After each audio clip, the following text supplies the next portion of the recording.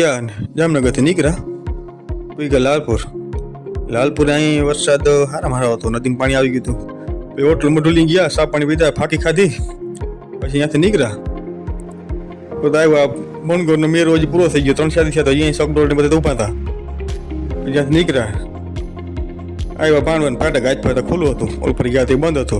આવ્યા ભાણવરમાં, શનિવાર હતો પણ વરસાદ હતો, શનિવારે બહુ જમાવટ હતી નહીં, ટ્રાફિક નહોતી બહુ.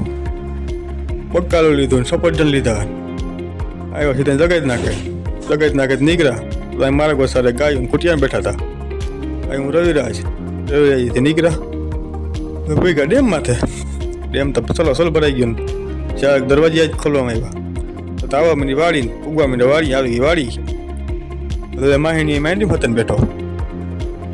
મિત્રો, વિડીયો પસંદ આવે તો લાઈક કરજો, યુટ્યુબમાં જોતો તો સબસ્ક્રાઈબ કરજો, ફેસબુકમાં જોતો હોય તો ફોલો કરજો અને શેર કરજો. આવજો.